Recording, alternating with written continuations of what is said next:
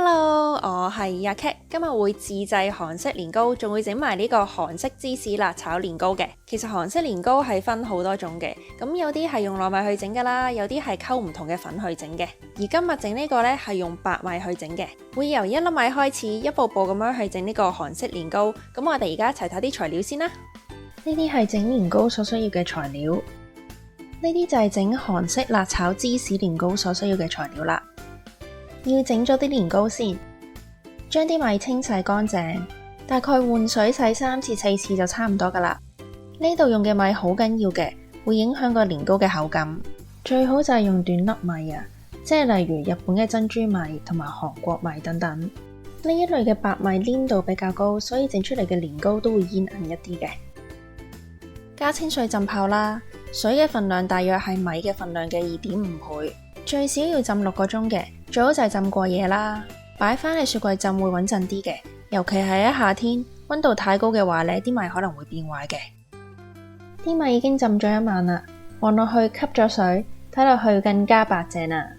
而家要隔走浸米嘅水，同埋要擎乾白米表面嘅水分。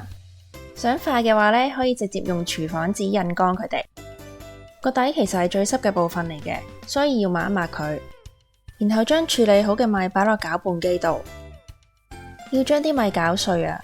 整到呢度可能會有人問，用一般嘅粘米粉直接代替而家整緊呢個米粉又得唔得呢？答案係唔得嘅。韓國整呢種年糕嘅白米粉同埋一般嘅粘米粉呢係有啲唔同嘅，片尾會再詳細講。攪碎之後要將啲米粉過篩。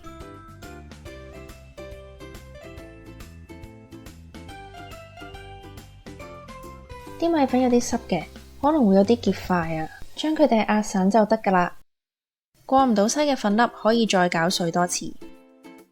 整出嚟呢個米粉嘅重量一般會比本身用嘅白米多一啲嘅，因為入邊會多咗水分啊。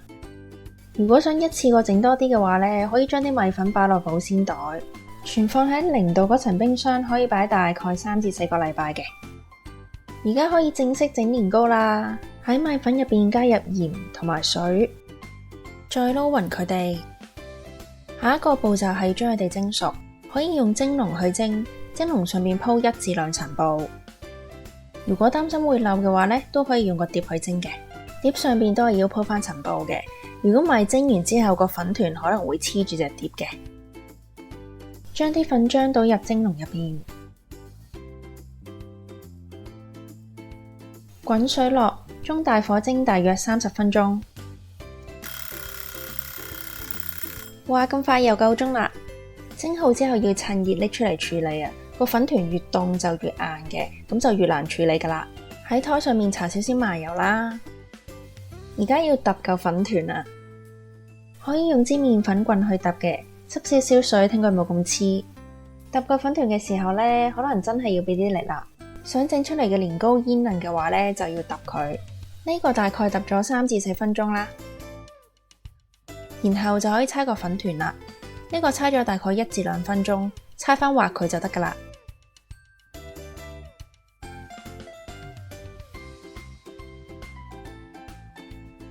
將嚿粉團一分為2會比較容易處理嘅。分好之後搓成長條形。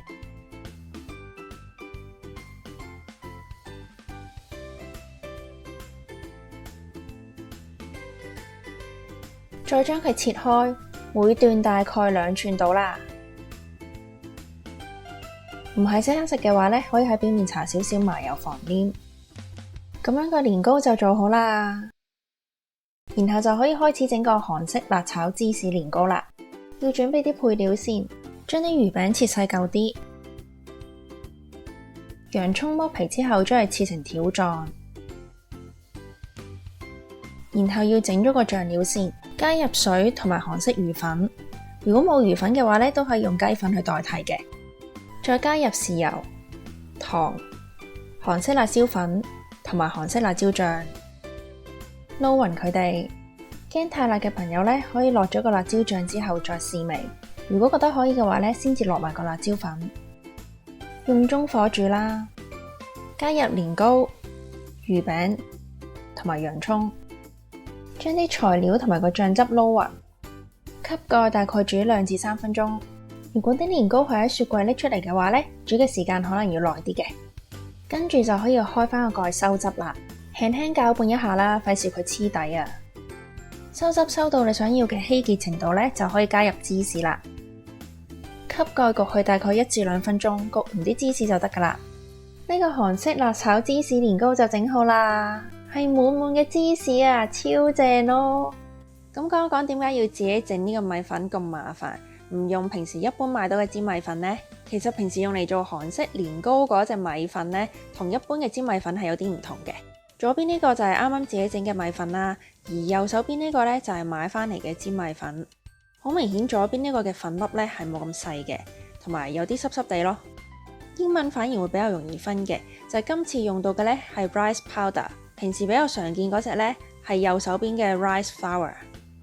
呢一種粗粒嘅韓國米粉呢，出咗韓國之後都唔係咁容易買嘅。我喺墨爾本呢度問咗3、4間韓國人開嘅超市啦，都揾唔到，冇得賣。如果想試下去揾嘅話呢，可以揾嗰啲超市嘅雪櫃咯。因為佢係濕嘅，咁所以有時會存放喺雪櫃入邊嘅。仲有就係用咩米去整呢個米粉呢，都係非常之重要嘅。啱啱提過啦，仲有就係用短粒米，即係例如日本嘅珍珠米又或者韓國米等等。用呢一類黏度比較高嘅米去整呢，係會好啲嘅。一般嘅中粒米，例如泰國嘅絲苗米啦，我試過嘅其實都 OK 嘅，不過就冇咁煙韌咯，整出嚟。至於長粒米，即係例如印度米啦，就唔係好適合整呢個年糕啦，整出嚟唔係嗰回事嚟嘅。係咯，咁希望大家中意我今日嘅食譜啦，中意嘅話呢，就記得俾個 like 我同埋 subscribe channel 啦，拜拜。